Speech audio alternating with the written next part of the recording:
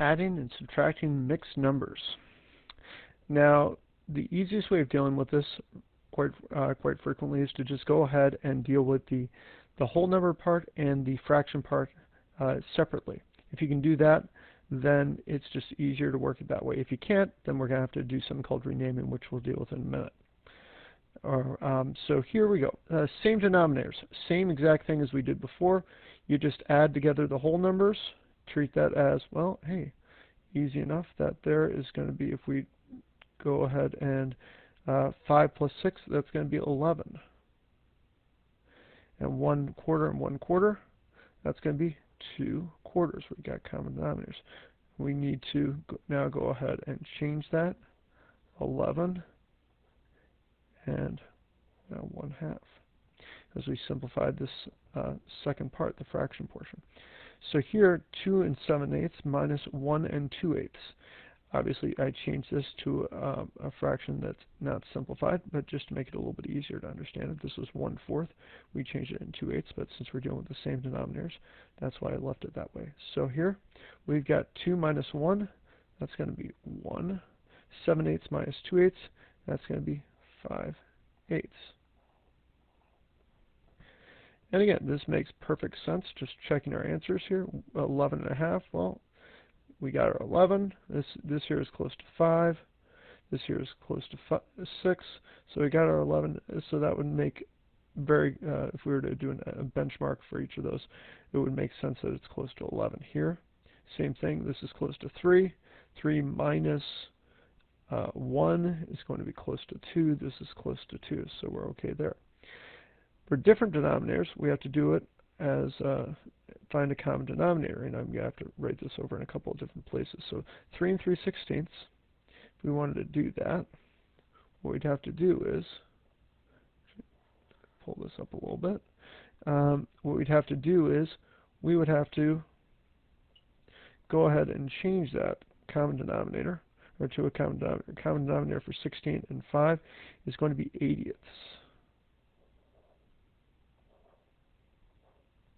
So we end up doing the common denominator first, and then we deal with the actual adding or subtracting. So here it's going to be 2, and it's going to be 80ths again. Again, remember that trick I said last time about this is a prime number that doesn't go into here, so then you can just multiply the two numbers together and you end up with 80ths. So this then, 16 I multiplied by 5, so I have to multiply the 3 by 5, and I get then 15. 5 I multiply by 16, so I have to multiply 4 by 16, and that will give me 4 times 16 is going to give me 56. Because 4 times 10, then 4 times 4, using the distributive property. So here we now add them together.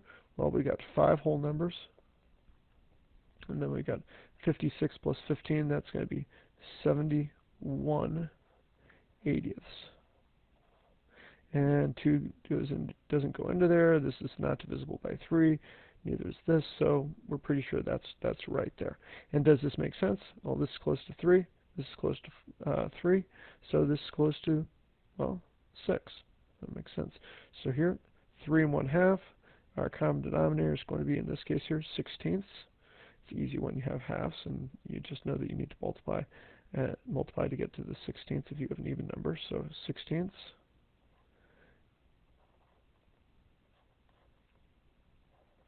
And we already have 16ths here, so change this into 16ths. All I'm going to do is 8/16.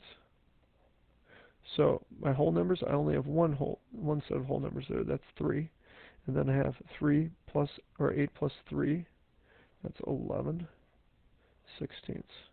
Now, if we end up over here, subtraction, same sort of thing. Common denominator, well, between 8 and 4, it's going to be 8. So we don't have to do anything with this one here. So I can just rewrite that out. 2 and 2/8. So 5 minus 2 is going to give me 3. 7 minus 2, that's going to give me 5/8. Now, where it gets a little bit trickier, and some students get, get confused by this is when you need to look here at this part of the problem here, this fraction portion, and the fraction portion over here. Sometimes the fraction portion over here that you're subtracting is bigger than the fraction portion over here. And when that happens, you have to do something called renaming. So we just look and we say, well, I can't take 3/4 away from 1/4. That would be hard to do. So what I'm going to do is I'm going to take one of these whole pieces, and I'm going to make sort of a funky looking messed up fraction that combines a mixed number and an improper fraction. So now I all of a sudden have, well, if I have 2 whole pieces, I can't change it to 2 from 3 to 2 unless I have a bunch more quarters or fourths. So now I have 5/4. So if I wanted to, I could change that back into 3 1/4 just by taking 4/4 and putting it over there. But now I can subtract easily the 3 that's over here from the 5 over here. If I do that, I end up with subtract 1 from 2, I end up with 1. And subtract 3 from 5, I end up with 2. And so I have 1 1/2. Over here, again, if you remember that we just already did this with the 80ths. So, this the common denominator, the least common multiple between this and this is 80ths. So we're going to hold 10. We need to change to a common denominator before we do anything, and then we'll deal with the renaming if we need to. And obviously, since we're in this section, we're going to have to deal with renaming.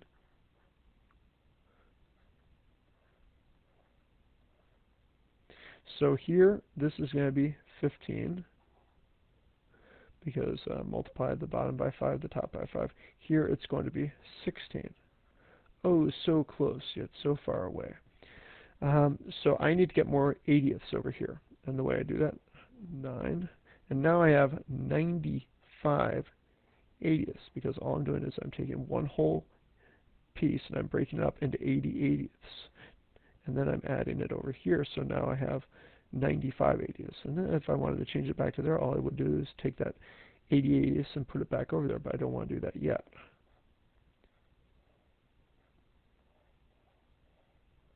So now I know that I have 7, because 9 minus 2 is 7. Subtract 16 from 95, I'm going to end up with 79 80ths. And does that make sense? Let's check and make sure that that makes sense, because this is very close to 8. Oh, this is 10 minus 2 almost. So yeah, that makes sense.